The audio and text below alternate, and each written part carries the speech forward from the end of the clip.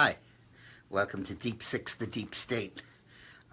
Today's episode is focused on the mystery of the missing investigator.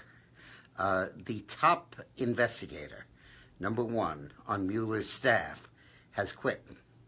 And it looks like the hint would be that it might have been involuntary. The guy's name is Peter Strauss, S-T-R-Z-O-K.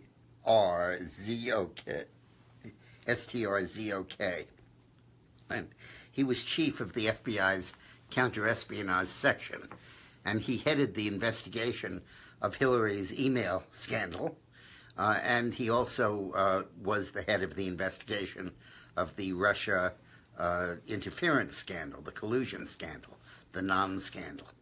And he was hired about 3 weeks ago by Mueller to head the investigative team for his special prosecutor's office. And yesterday he resigned. And he has been transferred by the FBI to the Human Resources section, which is the Bureau's equivalent of Siberia. Once he's there, he can't conduct any investigations. He's out of counter-espionage completely. He's essentially in the doghouse. And since this was not a promotion or even a lateral move, we're left with the inference that this was deliberate, that he was fired.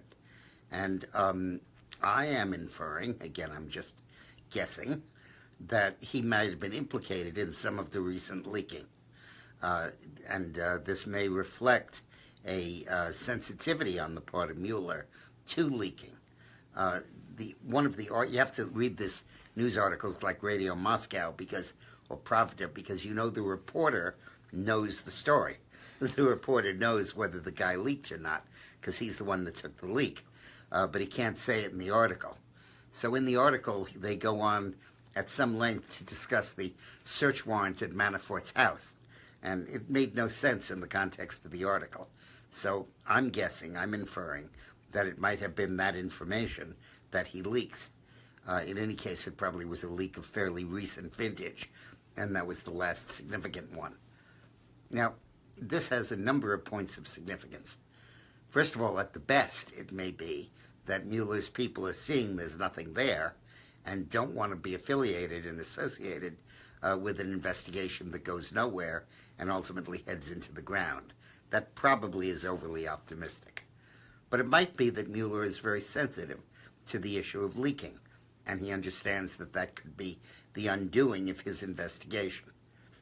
This all underscores the importance of President Trump adopting the recommendation that Eileen and I made in our new book, Rogue Spooks, that he appoint a special prosecutor to investigate the special prosecutor, particularly to find instances of leaking, identify those who did it, and commence disciplinary action against them. And these guys, most of whom, work for the government in other capacities, are not going to want to throw their careers away on this. And at a minimum, it would cut the stream of leaks, and more likely it would throw Mueller on the defensive, force him to part ways with some of his most important staff, and really derail his investigation. And a symptom of how serious that could be is what just happened with Peter Strauss. Is that right? Strauss, S-T-R-Z-O-K, Strauss. But that is very interesting. And also fascinating, of course, is the fact that nobody's covering it. You know, I dug it out of page 900 of the newspaper. And it's really interesting that this is happening, and it's the first misstep or flaw that Mueller has presented.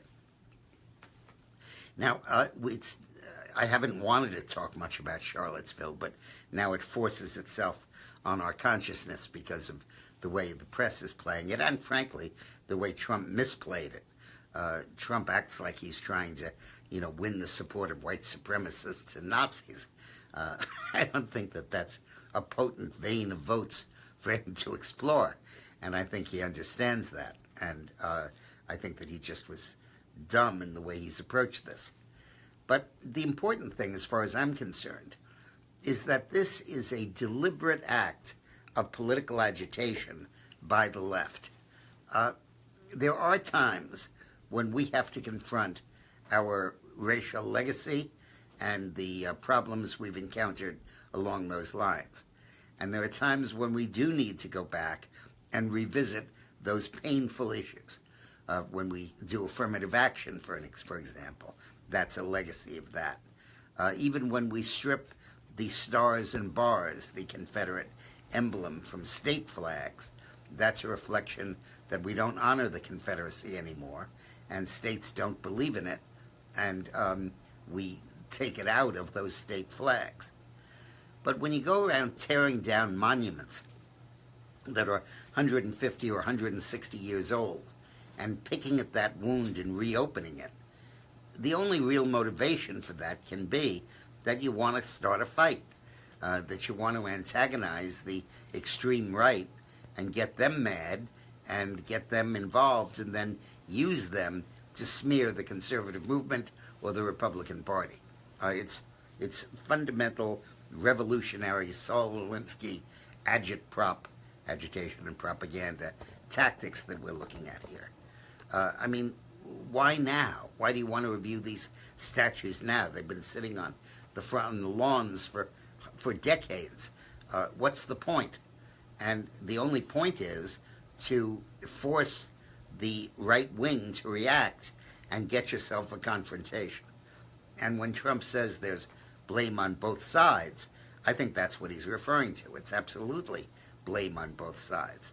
Now, most likely the black side of the demonstrators, the anti-statue side, were more civilized and less unruly than the skinheads and the Nazis. But probably neither of them would pass any Emily Post critique of their etiquette.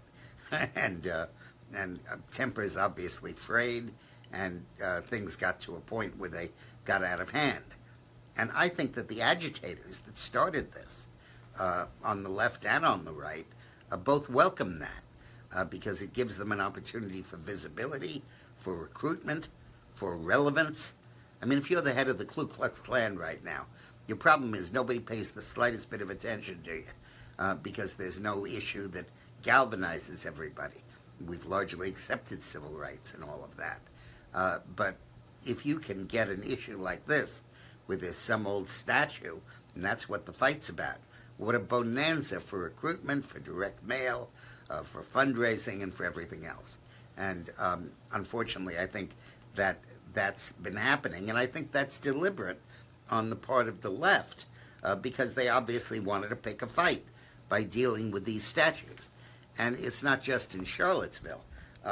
In TV networks last night spent 77% of their nightly news focusing on this controversy, obviously because it's embarrassing to Trump. Nationalist groups plan rallies in Lexington, Kentucky, in Chicago, in Baltimore, in the Brooklyn Army base, Dallas. Mayor called the statues propaganda. Threats forced the Hollywood Cemetery to remove a Confederate war memorial. This stuff is spreading all over the country. In fact, there's even a demand in the Capitol to take out the statues of former Confederates and in the Capitol Rotunda. So you're dealing here with a deliberate agitation and propaganda campaign by the left to get a rise out of the right and to get the debate focused on that, the Civil War, literally. Now, I fully understand that a lot of these characters who are up there in marble don't deserve our praise, and many of them deserve our severe condemnation. But to reach from the grave, literally, and make this a cause célèbre, what do we need? More division in this country? Do we need more hatred? Do we need more polarization? Do we need more people to distrust their fellow Americans and go after them and fight them? Do we need more street violence? I think we need less of all of that. And I think avoiding this topic would have been the best way to go. Or do it quietly.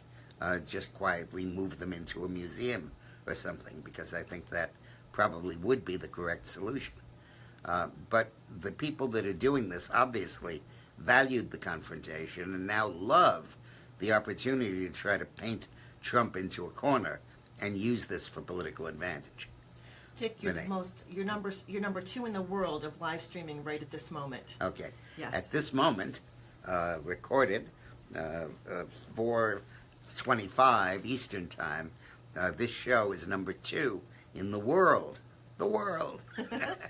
In viewership. Welcome. You're part of a select audience. I told you, by the way, that starting on August 28th, this show has been called a show by Facebook and will be part of their official offering. They'll list it and people can go to one site and see where all the videos are. And I expect we're going to have a lot of friends joining us who don't even know about it now. But why do we have to have this kind of controversy at this time? Let's have a serious debate about affirmative action instead. Let's have a debate about whether people should be admitted or rejected to law school or to college based on race. Let's have a discussion about setting aside contracts so they go to minority-headed firms. Is that a payoff to a few businessmen? Is it exploited for phony purposes by apparent leaders who really don't run their enterprises, or is it a valued and important way to redistribute the wealth? Good topics, important topics, but for God's sakes, get off these stupid statues. And will Trump please shut his mouth on this? He can just getting himself deeper and deeper into trouble. And if by some chance he's making a principled stand for the right of neo-Nazis to speak out, hey, save your outrage for something more important. Trump needs a sense of prioritization, and this one isn't it. Now, there has been an unfortunate hitch in Hillary Clinton's rise to sainthood. You know that she's decided that she's thinking of becoming a pastor and ministering to those less fortunate. And her religiosity is coming through. And one of her spiritual advisors is a guy named Bill Shillady, Shillady. And he wrote a book on Hillary's faith. What he did was, throughout the campaign, he emailed her a Bible verse every day, a devotional, for her to pray and do that and use it as a source of spiritual strength during the contest. And then he published it, including a prayer that he sent her on election night, likening the election of Donald Trump to the crucifixion of Jesus Christ. I think that's going a little far, guys. But he said that Jesus suffered on Good Friday, and you're suffering this Tuesday, and it's the God's will be done, and so on. And the sentiments were fine, but maybe a little overblown. But there's one problem.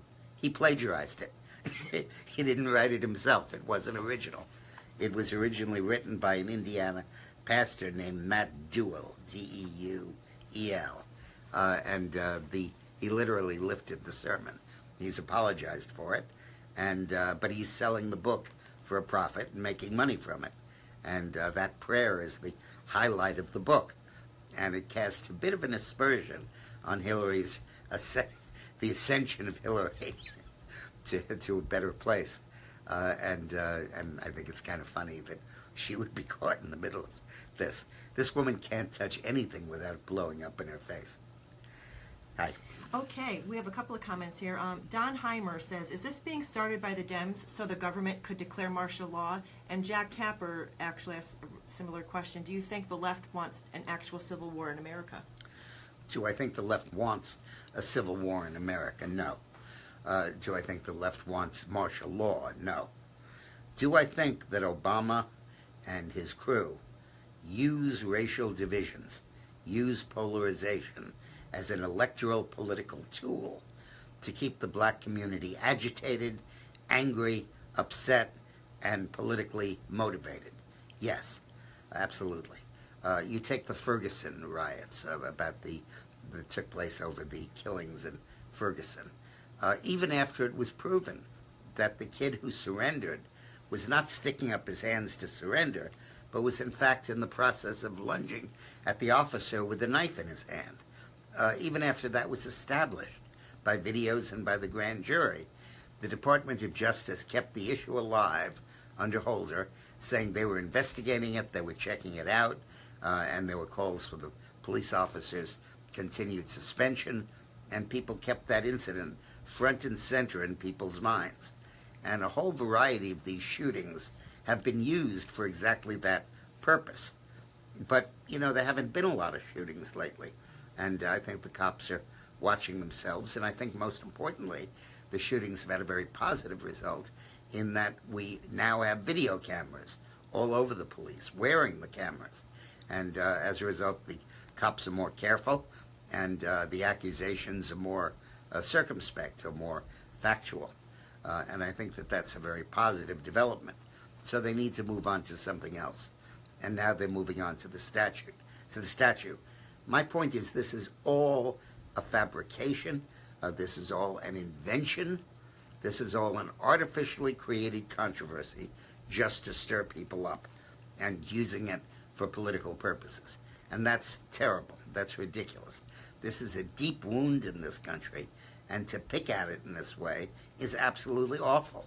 What relevance does it make? What difference does it make whether Robert E. Lee was a courageous general, a genius, who rallied his troops valiantly, who fought clean and fought well, and even against daunting odds stood up for his point of view, or a renegade traitor who took an oath of loyalty to the United States government, broke it, turned against it, led the war against it, and prolonged the war by a year or two after he knew he couldn't win it, causing the needless death of over 100,000 young men.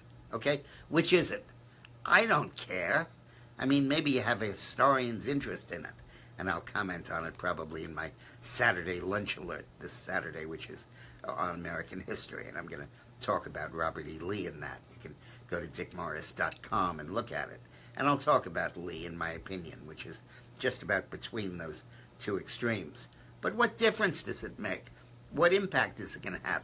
Is a single African-American kid going to get an education and stay away from drugs and get a decent job and get started in a middle-class life and not get mired in a teen pregnancy? Is a single kid going to be made better by this?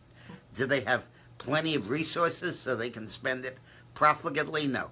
This is a controversy ginned up by politicians for political advantage. And it's obviously that. We should call it that, and we should treat it that way. Dick, why are so many otherwise intelligent people so eager to buy into groupthink fostered by negative and false news? Mike Shipley asks. Good question from Mike Shipley. Why are so many people willing to buy into false news? Well, I think that we're in the grip of paranoia as a country. I think both sides think more evil of the other than they deserve. You take the issue of voter fraud, okay? I believe that in reality, Republicans are worried that elections are being stolen. But Democrats say they're not. All they want to do is to get black voters to stay home. And I believe that Democrats are sincerely worried that voters who might not otherwise participate or might be intimidated are turned off by procedural roadblocks, and they're discouraged from voting. And I believe that the Democrats say that, but I think they really believe that. So the Democrats claim that they're protecting civil liberties. The Republicans claim they're protecting ballot access. And then they each say the other one doesn't mean what he's saying. And Democrats just want to steal votes, and Republicans just want to depress turnout. We ascribe the worst motivations to our opponents. I believe a big part of that was the ruthlessness that both sides have displayed in the last 20 years of politics. I believe that when the Republican Party in 1997, 98, tried to undo the results of an election by going after a president because he lied under oath about having sex, they were carrying stuff way too far. that they were politicizing something that shouldn't be, dragging into the public sector discussion stuff that had better be left private, and that they were distracting this country from the business of governing. And I can understand Democratic fury and rage at that. I believe that when the President of the United States was mistaken in saying that there were WMDs in Iraq and started the war because of it, that he owes this country an enormous apology. But so do those who think that he lied and deliberately led the country into war. I think that that voters are incorrect in their paranoia, but it's understandable. And then when Obama passed Obamacare in the dead of night on Christmas Eve, smuggling in the 60th vote, doing everything he could to block any Republican amendments or Republican ideas, and then said we must act in the spirit of bipartisanship, that's garbage. That's baloney. And I think we're all entitled to be suspicious of that. But let's not let this destroy our country. And I think that what's happening is we are far too eager to attribute evil motives as opposed to just wrong-headed thinking to the other side. Dick, how can we get the press to stop spreading lies and just report the news like in the 60s, 70s, and some of the 80s? They had to prove their sources. Carl Korsdowski. Carl Korsdowski asks a very good question. How do we get the media to tell the truth? But in his question, did you catch the last thing he said? That in the past they had to prove their stories? And therein lies the answer. Journalists cannot be allowed, I don't mean government regulation, I mean editors of newspapers and publishers should not allow them to get away with stories attributed to anonymous sources and to let it rest at that. Because it's too easy to make up news, it's too easy to fabricate it and spin it, it's too easy to be manipulated. And we ourselves, we kind of think that when we get an article where sources that didn't want to be named said, we say, oh goody, we're getting the truth. You know, they didn't want to go public, but they're going to tell us the truth now. And good for that reporter. He's intrepid and he got it truthfully. Well, probably not. What probably happened is that it was so outrageous and inaccurate that the public official didn't want his name within 100 miles of it because he knew it would blow up in his face, but the reporter didn't want to lose a good story, so he attributes it to anonymous sources. In some cases, 2 or 3 anonymous sources. In the case of the story that the FBI overheard Trump's folks plotting with the Russians to steal the election, it was 17 anonymous sources, all lying, all inaccurate, or one reporter lying that he had 17 of them. Anonymous reporting has really just mortgaged the truth in journalism. Now, Hillary has just decided to donate $800,000 left over in her campaign fund to The Resistance. You won't find it in the phone book, but The Resistance is the fancy name for people who are opposed to Donald Trump, who beat her fair and square in the election. Her campaign is going to a new political action committee, and she announced that she's going to be part of the resistance. It's called Onward Together, a political action group that will function with Obama and with Hillary to stimulate opposition to the Trump administration. You didn't see Bush engage in this nonsense, did you? You didn't see President Bush 41 announce a resistance when Bill Clinton was elected president. It shouldn't be happening now, and it's an indication of Hillary's lack of class that she's doing it. But it's more than that. It's a statement of her candidacy for the future. What Hillary's trying to do is to buy loyalty from Democratic activists who are mad at her for waging such an inept campaign and are determined never to nominate her again. And by giving the $800,000, she's trying to buy them off and get their support and assuage their feelings of anger at having lost the election. Renee? Yes, we have here. Oh, sorry. While she's finding it. Sorry. There was an episode that came out in the media today that Donald Trump, an internal person in their campaign, a young man, perhaps without judgment, proposed reaching out to the Russians and coordinating Trump's campaign with their efforts to unmask Hillary and the emails, who proposed precisely what Mueller is saying happened. And it's documented in emails that everybody in the Trump campaign said, "You're nuts. We're not going to do that. Stop it. Back off it," and refused to go that way. And the guy that led the refusal was Paul Manafort, who's now being investigated for having led the charge in the opposite direction. The guy's name was George Papadopoulos, and he was a young man, apparently, with limited foreign policy experience, the newspaper said kindly, who was on an advisory committee for some reason about foreign affairs. I don't know how he made it there, but he was on it. And he sent a memo around entitled "Meeting with Russian Leadership, Including Putin."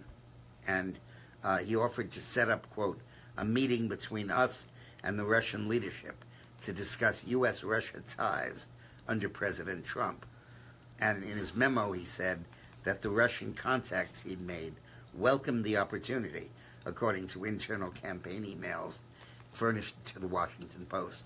And this was reported in today's Washington Post. Good for them for covering that. Now, campaign co-chairman Sam Clovis wrote that he thought NATO allies should be consulted before any plans were made.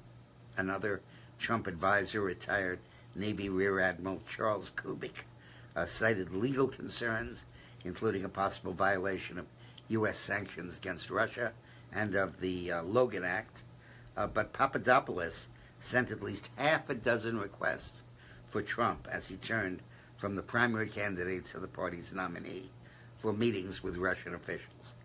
Among those expressing concerns about the effort was campaign chairman Paul Manafort, who rejected in May 16 a proposal for Papadopoulos for Trump to do so. So here you have the smoking gun, but it's smoking in reverse. It's coming out the wrong end. There was a proposal to do this. It was given serious consideration. It was roundly rejected, and it never happened. Now, it's very hard in any investigation to prove that something didn't take place, to prove a negative. But here, you have as close as you're going to get to that. A statement or proposal made by a member of the campaign that's rejected by the other members of the campaign. And Mueller is saying, in effect, that this went ahead anyway. And I think it's damning evidence for Mueller to confront. Dick, don't you think it's a good time for President Trump to address the nation? Frank Baer fan asks. Frank Baer fan asks if tonight it's a good time for Trump to address the nation, presumably about Charlottesville. I think that Trump needs to get his act straight first. I think that Trump needs to, in his own mind, clarify what went on. It's one thing to say that in this situation, on those streets in Charlottesville, there was a moral equivalence between the conduct of the anti-statute demonstrators and the white supremacists, that they both had clubs, they both drew blood, they both were violent, and each one egged on the other. I think that's fair. But there is no moral equivalence between committed Nazis and skinheads and African Americans protesting the injustices of the past in American history. The one are thugs and criminals, the other are honest citizens who are commenting on the difficult aspects of their national heritage and are calling attention to it, using their First Amendment right to petition and to speak out. And there's a big difference between those. And even if some of the conduct of the constitutional citizens expressing their concern stepped overboard and increasingly resembled the thuggish tactics of the crazies, it does not make them morally equivalent. And Trump needs to understand that. Somebody needs to sit him down and say that it's not a question of who did what, but a question of who is motivated by what. Granted, the demonstrators who wanted to remove the statues were partially motivated by political concerns to try to make life difficult for Trump and create a positive environment for their advocacy, but that's a far cry from motivation of wanting to exterminate the remaining Jews in the world and to set up race wars throughout the planet. There's a big difference between those two. Dick, can the financiers of protests that result in deaths, injuries, and destruction of property be held legally accountable? Harriet Mckay asks. Good question from Harriet Mckay. Can the organizers of a protest that results in loss of property or damage to property or loss of life, can they be held legally accountable? I don't know. I'm going to ask my wife that. I don't know the answer to that. Now, one aspect of this Trump-Charlottesville thing is that he set up an advisory council of businessmen from blue-chip operations, Walsh from GE, Dimon from JP Morgan, all kinds of really heavy hitters, to advise him on economic policy. And a bunch of them resigned because of Charlottesville and because of what they considered Trump's inappropriate comments about it. And undoubtedly what happened then is the same thing that's happened with the Fox advertisers. Leftist groups got a hold of them and protested the ones that stayed on the committee, and they too had to resign because of pressure, and then Trump foreclosed the whole thing by shutting the committee down. In this case, we're not dealing with moral outrage. We're dealing with moral timidity. And no CEO of a big company is going to take flack by remaining on a committee where he could be accused of aiding and abetting something bad. And this is just cowardice on their part, and I don't think it's worth taking it seriously. Dick, how much worse do you think these politics playing is going to get before it ends, or will this get worse? Susan Trainer asks. Susan Trainer asks, how bad's it going to get? A lot worse, Susan. These folks are coming for the president. These folks want to remove Donald Trump from office on trumped-up grounds, no pun, on phony allegations, on stuff that has been disproven.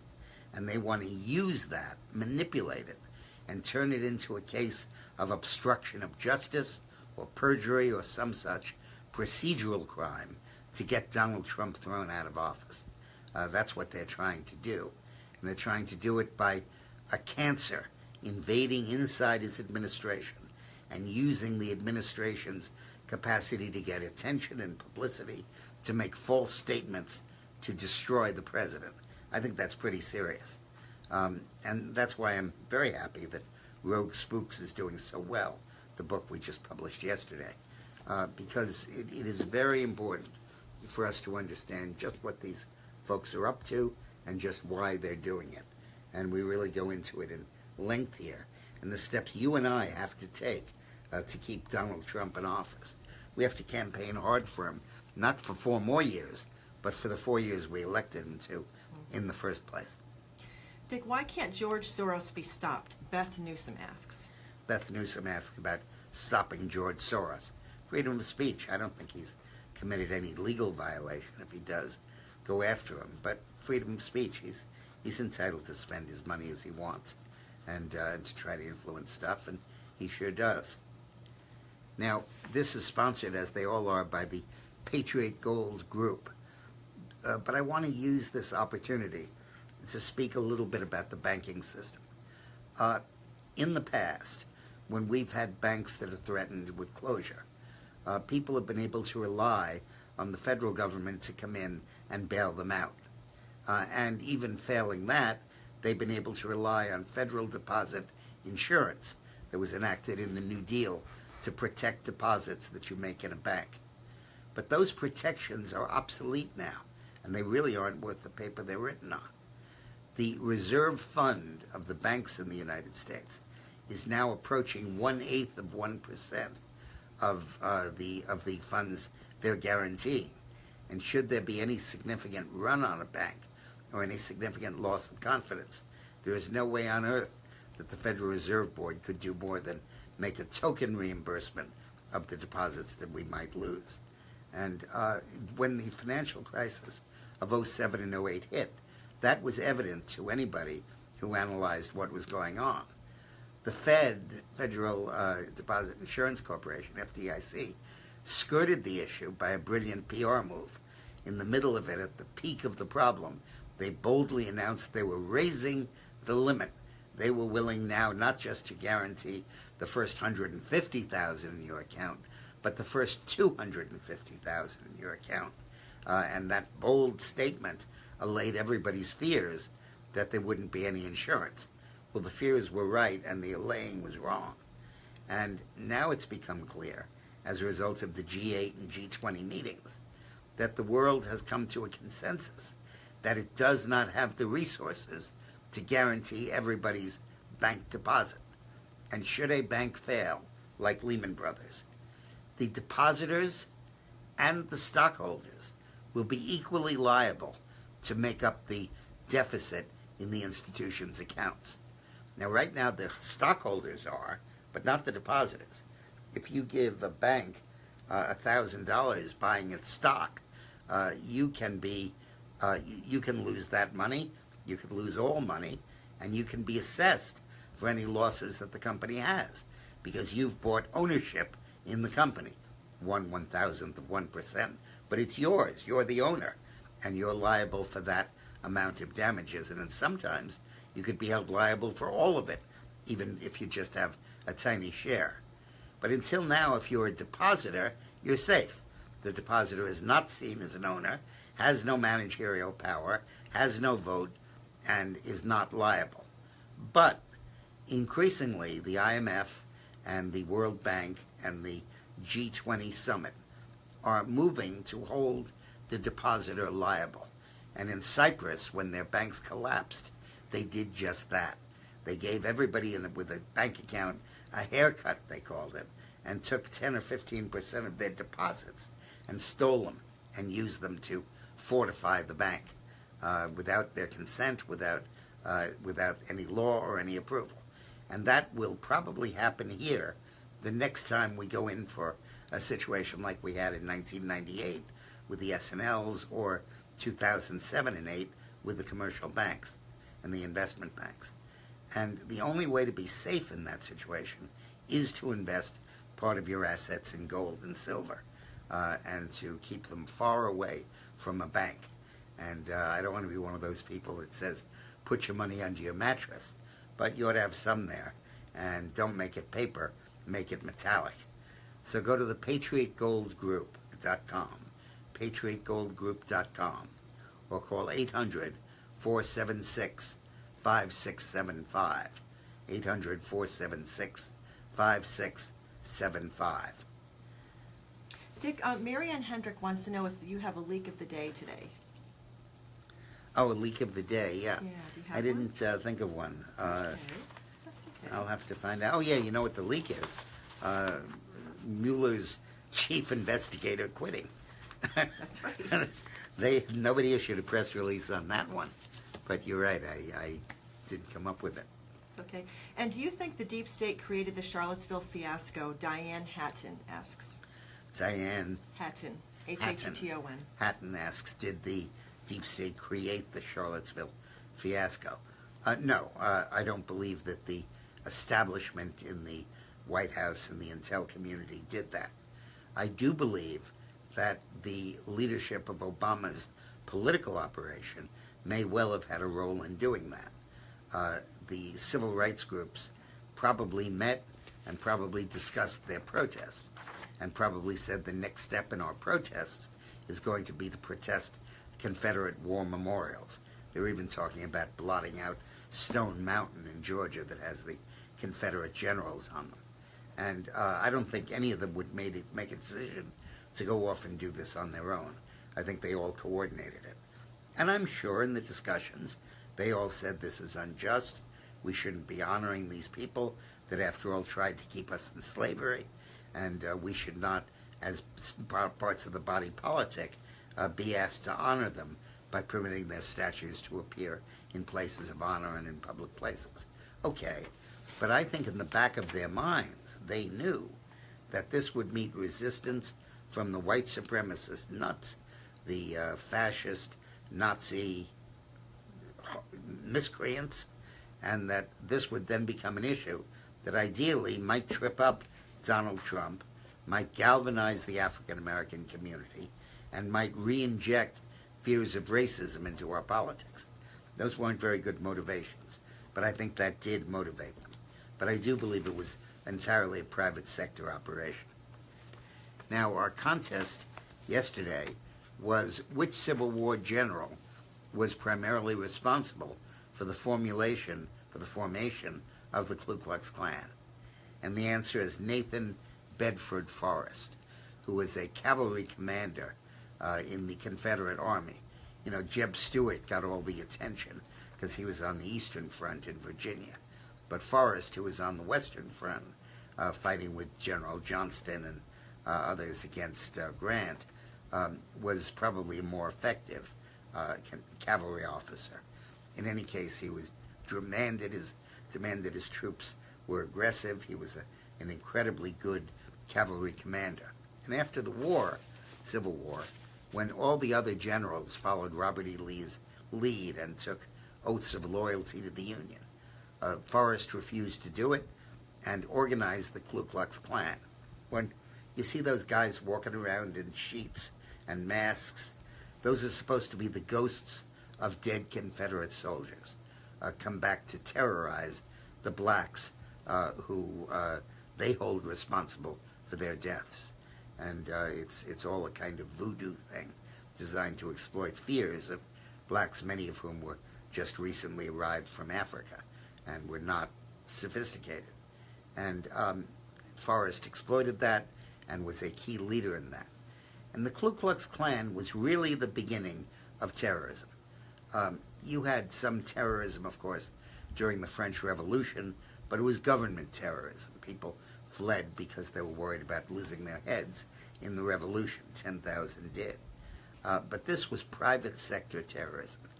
This was a private group of citizens voluntarily banding together to take over states, local governments, and terrify black people back into submission and slavery. And it was very effective. It ruled the South for a long time. The Ku Klux Klan thrived from 1865 to 71, right after the war. But when Grant came into office in 69, he sent federal troops into the South, reinforced them there, and put down the Klan, arrested them, and killed most of them. And the body faded away by 1870 or 71. Then in 1876, we had a horrible moment in our history when there was a tie presidential election, and the Republican Rutherford B. Hayes tied with the Democrat New York Governor Samuel Tilden. And the deal to resolve that tie, which related to disputed electoral votes from states that may or may not have been readmitted to the Union, Louisiana, Florida, and one other, that tie was resolved because Hayes agreed that if he became president, he would pull federal troops out of the South. And what that meant functionally was he'd turn over control of the South to the Ku Klux Klan. And all of the racist segregation laws, the Klan, and all of that dismal heritage dates from the late 1870s when Hayes took office and rescinded the protection that Grant had given to black people in the South. And Nathan Bedford Forrest deserves a massive share of the blame, certainly for the first incarnation of the Klan. I'm not sure if he was involved in the second incarnation in the late 1870s and 1880s. Now we have three contest winners who answered at about the same time. Exactly the same time. Precisely. Precisely. Okay. At 4:25. Okay. So all three of you will get signed copies of Rogue Spooks. Tim Sanders, M.J. Meck, M-E-C-K, and Jeremy Kyle, K-Y-L-E. Thank you to both of you, and good for you. I just want to say that we've gotten a number of comments from people that they ordered signed books, Rogue Spooks, and that the books have come, but they're not signed. So we're not fulfilling those orders. Amazon and Barnes & Nobles are, but we want to make it up to you. So if you ordered a book, a signed book, and you got a book but no signature, comment on it in this space. We'll put Actually, just private message Renee Gerton Nevins in the comments. Just private message me with your name and address, and we'll get an autograph. It can be just Renee, right? Well, they'll find me on Facebook. Okay. They'll send me a private message instead of me going through the comments. Okay. Yep. Good. So do that, and we'll mail you an autographed copy, and I'll even sign it. I'll say, "Dear Jim, sorry, Dick." Also, we'll do a contest question, but I'm going to post it when we close out. I found out that we have some hearing impaired people, and we want to be fair to them. So we're going to close out, guys, and just stay tuned for the contest question. We're not going yet. Oh. Stick around. I got Okay, more. sorry. Okay, good. Okay. All right. By the way, if you are hearing impaired, I'll say this louder for you. We have an audio copy of Rogue Spooks. You can order it. I'm hearing impaired too. That's a hearing aid disguised in my ear. I don't know if you know this, but we just invaded Canada. It's the craziest damn thing. Obama, as you know, when he granted amnesty to illegal immigrants, triggered a deluge of people coming in over the southern border. Now that Trump is threatening deportation, he has triggered a deluge of people leaving for Canada. And specifically, there are Bangladeshians, Sudanese, Turks, and in particular Haitians, who are living in communities in upstate New York who are crossing the border to Canada. And Justin Trudeau, the Canadian Prime Minister, was on the radio saying Canada would continue to welcome people being excluded by Trump's policies. And they came, massive numbers of Syrians. So the number of Mountie interceptions, Royal Canadian Mounted Police in Quebec, has tripled since Trump took office. The head of the union of the Mounties said our agents are in a state of crisis right now. Apparently the U.S.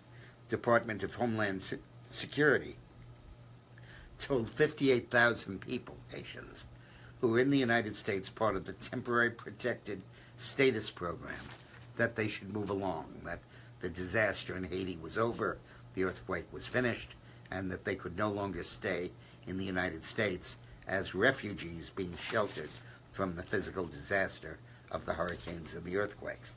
And what they did was pick up and go directly to Canada. The Haitian illegal aliens instantly and magically became Quake refugees and sheltered under that, and now they're moving on to Canada. This goes to a basic point that I just want to stress. We're accustomed to looking at what laws has President Trump signed, what executive orders has he signed. His progress is not in that area. His progress is that by the style of leadership and the content of his speeches, he is moving forces in the United States that are accomplishing the change that he wants. Businessmen are feeling they can start businesses now without the risk of being closed down by the EPA or the Department of Labor. And in this case, refugees who might come to the United States are being deterred from doing so. Border crossings are way down, not because Trump cracked down on them or arrested them or built a wall, but because Trump announced that he would, and they're saying, why should I risk my life and a lot of money to come over to the U.S. only when I'll be deported? And a lot of the fulfillment of Trump's campaign promises lies in what actions his views have catalyzed rather than directly caused.